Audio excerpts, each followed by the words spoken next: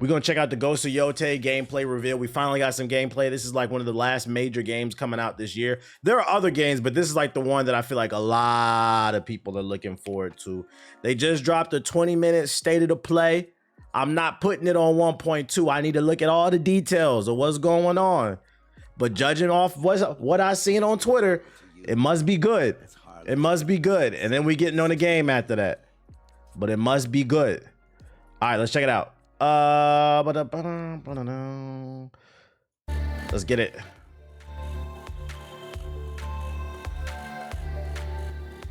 Oh no, a minute. Fuck that. Fast forward. I should have edited this part out.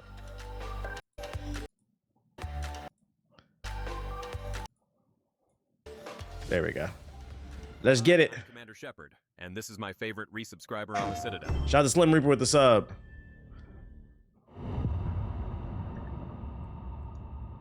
Sucker punch your mom. Am I right? Hello everyone, this is Jason Connell and You see that? Captured on the what? The PS5. This ain't coming to the 4. Y'all shut the fuck up. From Sucker Punch Productions. Ghost of Tsushima was an honor to be a part of. And today, Nate and I get to share more about our next game, Ghost of Yotei. Big We'll Ghost. be sharing how we've crafted the game around exploration while keeping Atsu's tale of vengeance front and center. We'll also talk about ghost combat and how it's evolved. And we'll introduce for the first time some new special modes of play. But let's start things off first by talking about a Japanese folk legend. Right.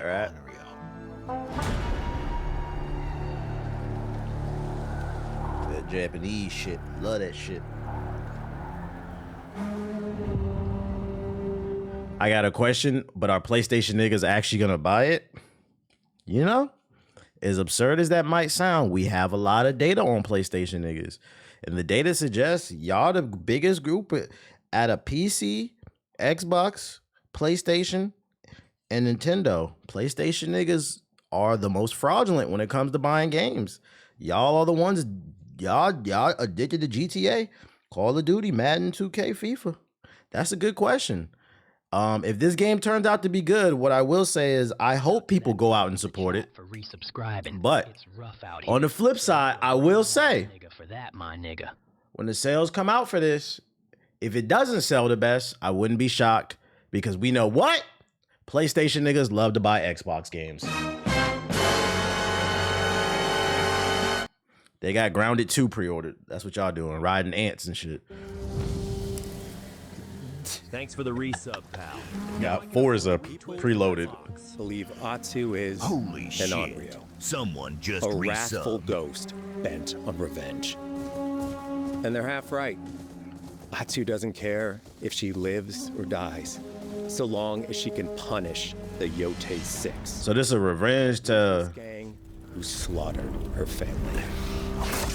Visuals look crazy. After 16 years in the South, she's returned home to put their spirits to rest.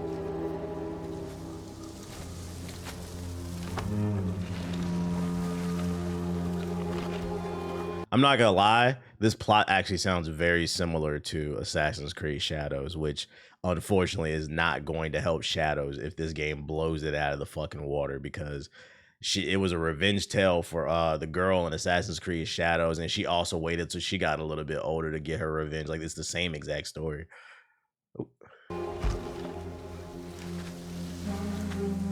But here's the funny thing, though. Here's the funny thing. It doesn't matter that Assassin's Creed did it first. If this does it better, people are going to shit on Ubisoft because they're not going to give Ubisoft any fucking credit. Just to put that out there. I'm calling that right now. That's a prediction, chat. Oh, shit. It's warm memories of her family that propel her forward. When Atsu returns to her childhood home, with the push of a button, you can experience those cherished times.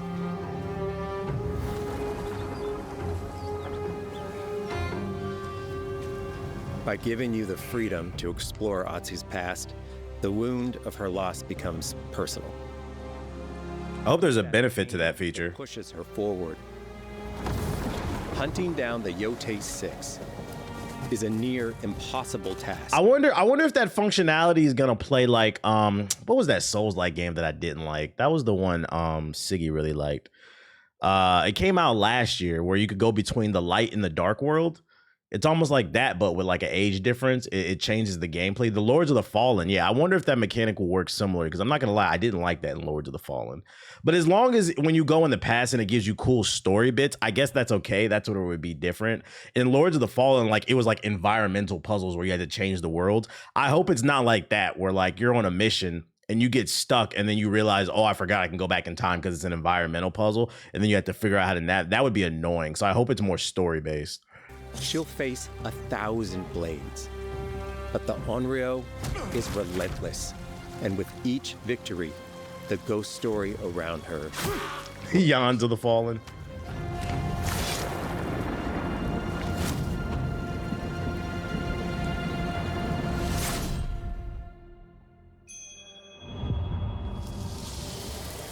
We on the edge of Japan. Ghost of Yotei focuses on player freedom more than any game Sucker Punch has ever made. Right. But it's also a game that, at its heart, is inspired by so many of our favorite wandering samurai films. So let's start off by talking about exploration. I like the vibrancy of Japan. We all have different playstyles, so we set out to make an open world game that lets you drive your own experiences. Whether that's your curiosity to wander, your thirst for combat, or a deep... I'm sorry, I keep pausing the video. I just seen a comment in the YouTube chat that made me laugh. One of my favorite things, because it's not just the Twitch and the YouTube chat. I'm seeing it on Twitter. I'm seeing it in the comment section of TikTok, YouTube videos. Like, it started off what the PS4 jokes was funny. Then we reached an era in the comment section where niggas that felt like I was dragging it. And then we've reached another era where like people have full on embraced being fucking PS4 racist. This nigga said, "This ain't coming to PS4, you fucking primates." That shit is fucking funny, bro. Yo, shout out to Meg and Keep Call. We're gonna bully these niggas off that fucking dusty ass console, bro. This shit is great. Focused on the story. It's exactly what they are, that fucking peons. As you explore, there's an underlying ecosystem that invites you to new adventures and new areas of the game that could be appealing to you. Okay, little kick. Interrogate an enemy, choosing to ask about the Oni, you could uncover a landscape scarred by fire with more bold, samurai-like enemies to fight and abilities for Atsu to learn. Or, do you ask about the Kitsune, might lead you to an area filled with snow and deception, enemies that ambush you, and the snow is beautiful. Tactics to study. Atsu draws cards for each. So like this feature right here, I feel like is going to be predicated on the actual quality of the side quest. But I am going to give them the benefit of the doubt because the side quests in the original game were really good. But I would hate to see a world where you're constantly running into bandits and then you threaten them and it gives you 3 options. And within maybe like 3 to 6 hours of the game, you start to see dialogue repeating itself, like mission structure repeating itself. I feel like for this functionality to work, it's got to remain fresh and interesting throughout the game. Because I feel like after a few hours, I wouldn't want to keep doing this. Like you stab a dude, he's like, "Okay, I'll talk. Give me the info I want," and then he just leads you to an enemy base, like in Assassin's Creed, with all these open world enemy bases, or like in Breath of the Wild type shit. It's got to have interesting mission structure. If you interrogate an enemy, choosing to ask about the Oni, you could uncover a landscape scarred. Or repeating dialogue would get annoying too. Samurai-like enemies to fight and abilities for Atsu to learn. Or, do you ask about the Kitsune, might lead you to an area filled with snow, Nah, it's on the bucket list, homeless. enemies that ambush you, and new ninja-like tactics to study. I am ninja. Cards for each clue to keep track of all available adventures. The more you play, the more the game unfolds for you. Oh yeah. As she makes progress against the Yotei 6, her legend as the Onryo grows. It's her. Excuse me. Bounty will go up, drawing the attention of I want to be ninja.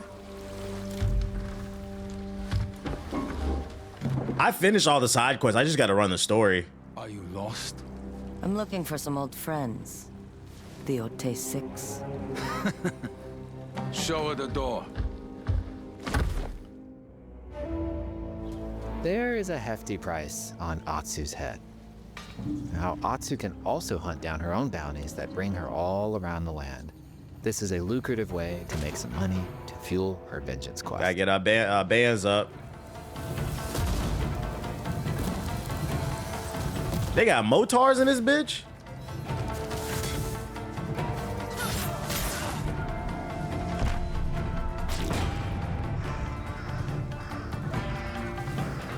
You know we doing all the bounties, right? I'm killing everybody. You're not off plan, Eguchi. You're here for my bounty.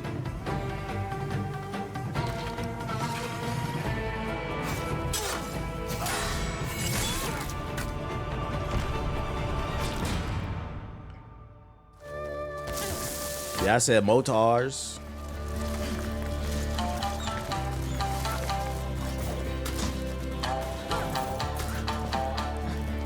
Is this the stream or is it the frame rate? Because I see the frame rate dropping a little bit. And if it is the frame rate, it better be the base PS5, bro. Hidden in the world are altars of reflection. Finding one inspires Atsu and unlocks a new ability to help her on the journey ahead. Big skill tree. They are fun to find on their own, but for a quicker route, you can always buy a traveler's map from the cartographer. Ghost of Yotei isn't going to rush you through. Gorgeous, gorgeous, gorgeous, gorgeous. You can choose what motivates you most. But we think the best way to play is to simply pull out your spyglass, find something interesting on the horizon, and enjoy the ride. We're scanning towers, big Assassin's Creed.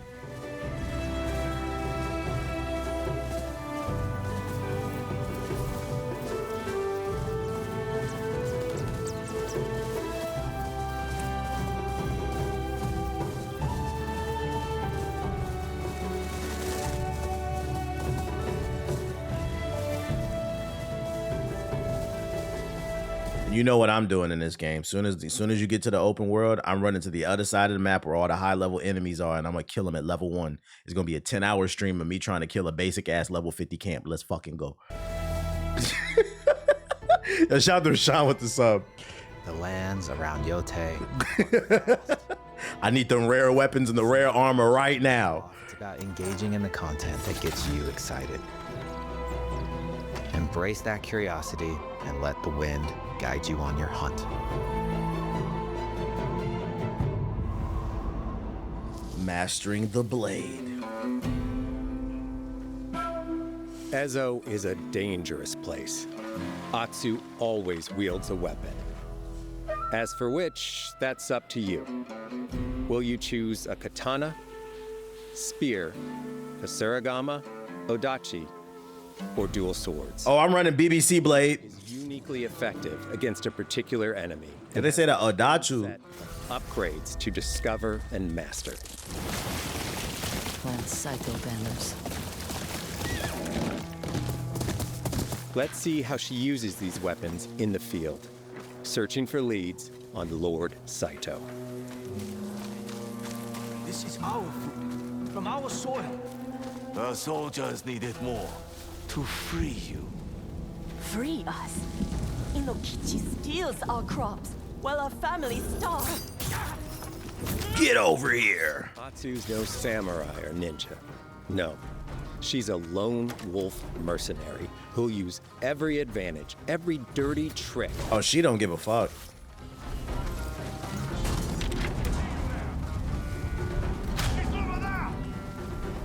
It's looking like it's not limiting because I'm thinking you're only going to be able to hold 1 or 2 weapons. Did I just witness her switch between 3 different weapons? It looks like you can run everything. Oh, my bad.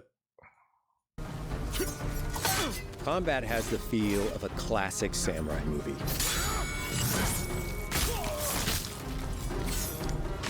Every motion counts.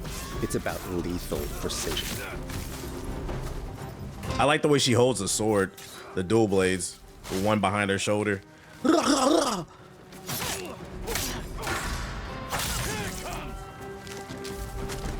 Here comes what? Enemy swings hard, Atsu can lose her weapon.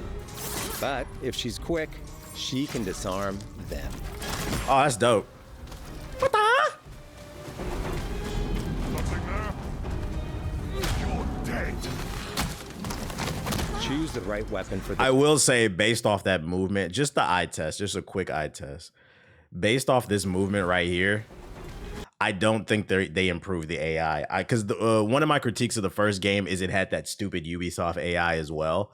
It's funny because the game, they said that this was the original Assassin's Creed Japan. It did have a lot in common with Assassin's Creed. Based the way that he's standing right here, it looks like Ubisoft AI. He's very slow to respond. He moved to the right here for no reason when he should have been running me down. Like it doesn't seem like it's. You're gonna have to probably play it on hard if you want to challenge. Yeah, it must have been the wind AI. The right weapon for the job. To fight a massive enemy, her huge Odachi blade is best.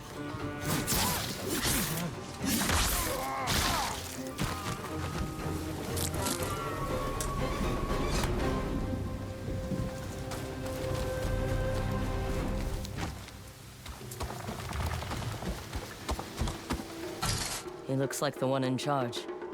Tonight, we feast! Right.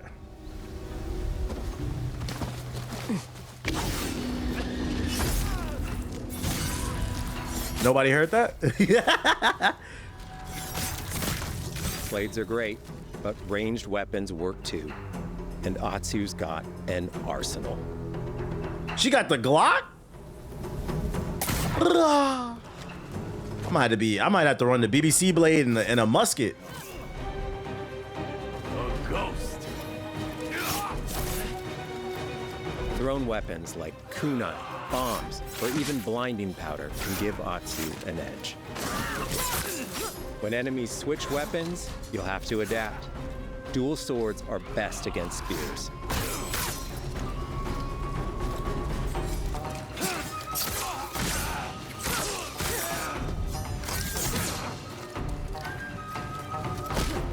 No more!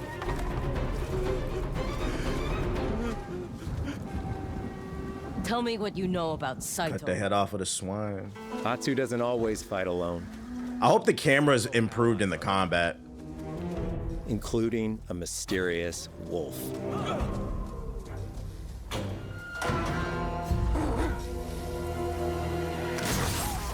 Wait, you get a Pokemon? Oh shit! Atsu can set up camp under the stars, Get a wolf buddy. Get to play with Aki. but she's not always alone. Hey, friend. Share your fire with the traveling peddler? What are you selling? A mask said to be cursed with the unpredictable nature of its Calling yourself a traveling peddler is crazy. Like, what are you peddling, buddy? Whoa. previous owner. Camping under the stars. You can't just be a merchant? Like, Way to rest up, play your shamisen, or cook to ready for a fight ahead. cooking mechanics. It's also designed to help bring important characters and upgrades straight to you. In fact, in place of the journal menu from Ghost of Tsushima, we've opted for a more character-driven way of managing allies and vendors you meet in Ezo. Over time, Atsu grows to have her own wolf pack. And here, you can keep track of when a sensei might have a weapon skill for you, or when a vendor has something unique to sell. Translation, you don't have to look on a big ass map like Ubisoft games and squint and try to figure out where the next objectives are. You can just hit the pause menu and fucking track it. I like that. That's a W, chat. Managing upgrades, resources, when to buy what, can be a burden in a big open world game. At campsites, members of your wolf pack can catch up with you, offering upgrades and unique items. This helps ensure you have every opportunity to upgrade and prepare for Atsu's vengeance quest ahead.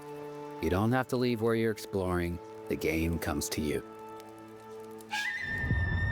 Customization.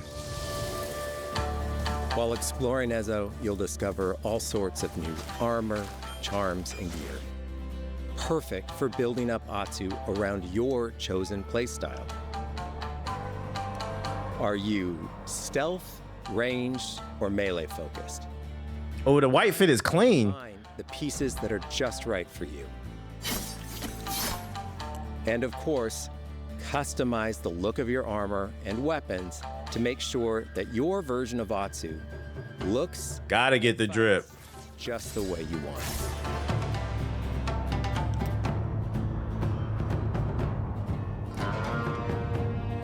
I would just like to state we are 15 minutes into this 20-minute demo, and they have not spouted any type of political ideology. They have not tried to push any type of message down your throat. It just so happens that the main character is a woman. So the people that were calling this game woke, I think it's safe to say that it's not woke, and you guys are fucking idiots.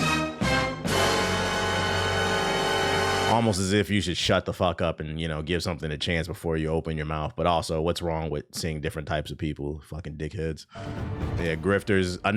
Hey, the grifters have taken a lot of L's this year. They're taking more, guys. And we're going to keep giving them to them.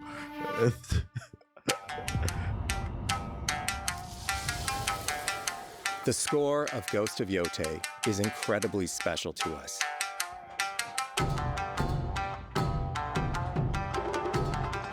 Our amazing composer, Toma Otoa, has created a mashup of Eastern instrumentation with Western flavors, brought to life through an exciting collaboration of many talented artists.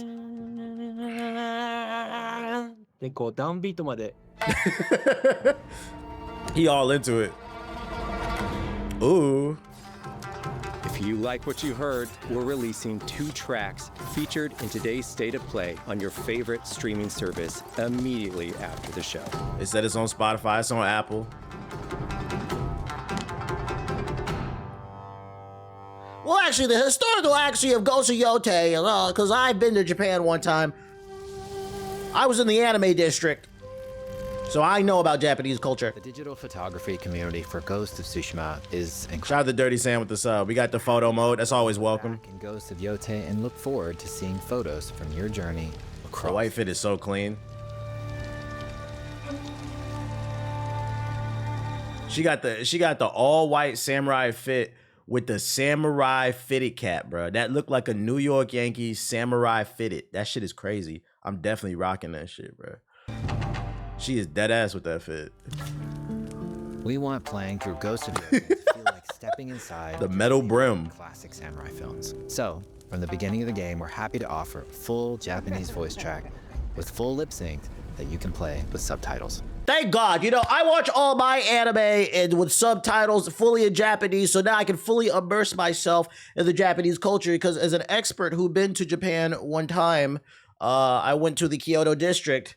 I think I have just as much experience about Japanese culture as the people who live there and were born and raised. So I'm glad to hear this game will be playing. I'll be able to play this game in my native tongue. I mean, sorry, guys. Shout out to Daily Finesse with the super chat. Weave mode confirmed.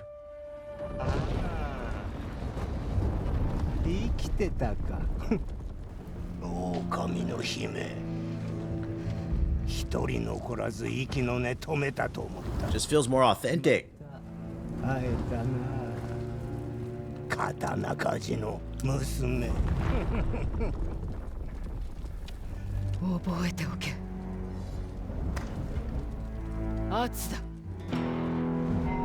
To take the feeling of stepping into a classic samurai cinema experience one step further, we are honored to once again partner with acclaimed director Akira Kurosawa's estate for Kurosawa Mode, which emulates We gonna have a mission in Montana? black and white films.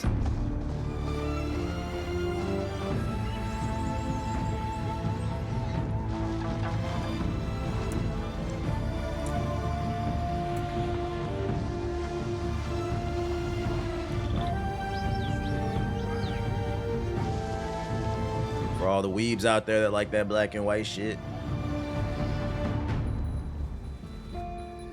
For Ghosts of Yotei, we wanted to celebrate 2 other influential directors who have had an impact on the genre as a whole.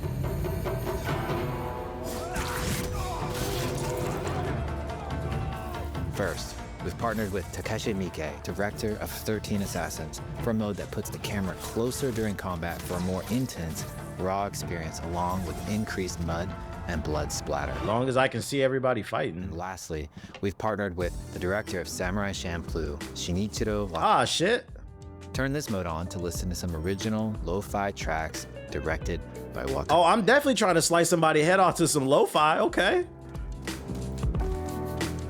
Lo-fi girl confirmed, guys. Game of the year.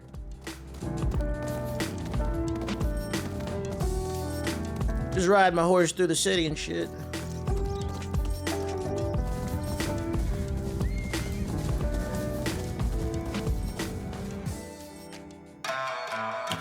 gonna sound like a fucking Adult Swim Yotei playthrough. Your intermission in my gameplay. No matter how you play, here's one way to experience Ghost of Yotei that is sure to be special.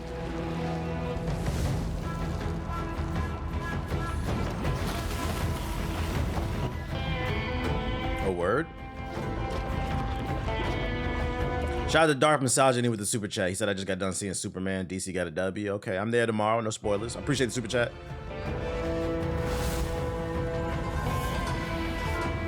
Ah, limited edition PS5.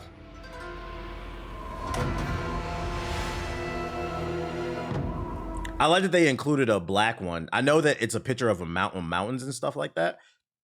But if you don't look at this top part, it looks like a PS5 with a bunch of cracks in it. Which would definitely be the case for a lot of PS4 niggas. PS4 niggas live their lives with a lot of cracks in it. It's just unfulfilling, unemployed type shit. Or maybe like even the Venom symbiote. Because a lot of PS4 niggas, they're evil, so. Just evil people. Today, you've got a glimpse into Atsu's hunt for the Yotei 6. Forge your own path while discovering the secrets of Ezo. To survive, you'll need to master a variety of weapons, using lethal precision to overcome the odds and take revenge as the Onryo. Ghost of Yotei comes out on October 2nd. Thank you so much for watching. Am I gonna buy the $120 Ghost of Yotei napkin? Is that real? What?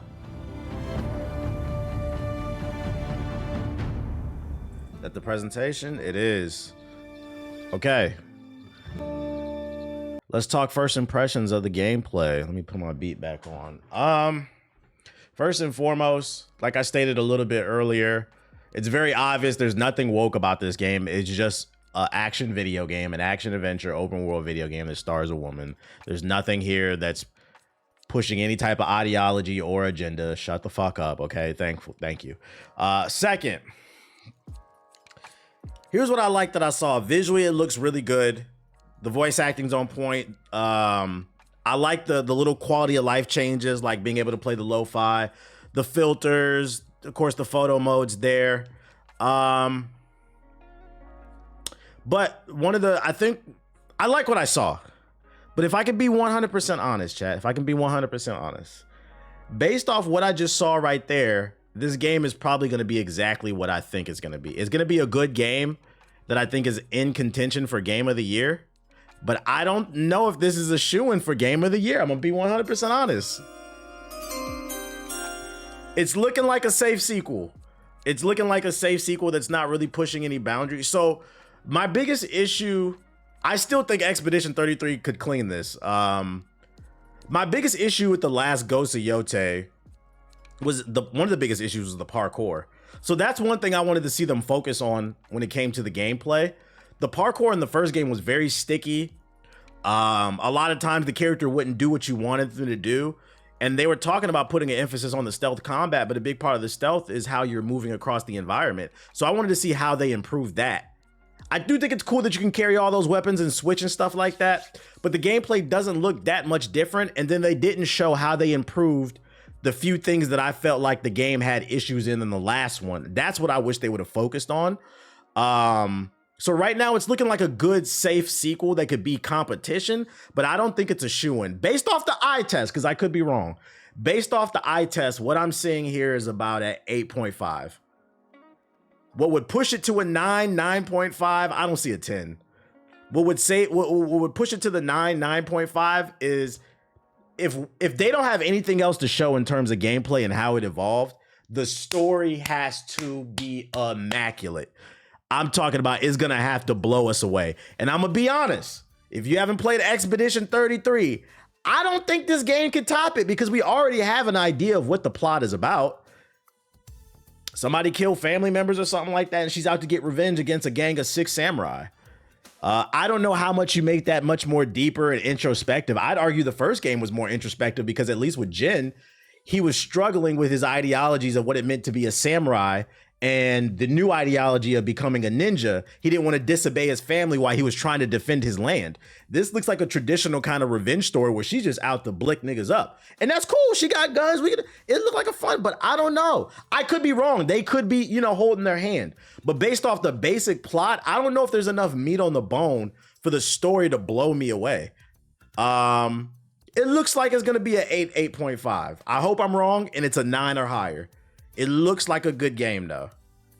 Expedition 33 was on another level. Yeah. That's what I'm saying. Expedition, and this is why I said I still think Expedition, based off the eye test, Expedition 33 is still the front runner for Game of the Year, in my opinion. The reason being is visually it's amazing. It was only $50. The gameplay was engaging. They managed to innovate the turn-based format. So they innovated gameplay. You got a lot of content. 30 to 70 hour game. The story was creative, introspective, made you think. It had everything going for it. It's got everything going for it that you're looking for a game of the year. I feel like this has it halfway based off the eye test, but I don't want to judge too hard because the game ain't out yet. I'm just strictly going off what we saw. This looks good. I think it'll be nominated for Game of the Year, but I don't think it's a shoo-in right now. We got to see a little bit more. We got to wait to see when the game drops. But it's cool. It's cool. It's cool. This game with the Nemesis system would have hit. It would have hit, bruh. Expedition 33 is a Baldur's Gate 3 to me. I'm not worried about anything else. Yeah, like based off what I just feel, I feel I'm comfortable with saying I think Expedition 33 is going to win it. Unless Death Stranding 2 comes out of nowhere because, Jeff Keighley likes to suck off fucking Kojima.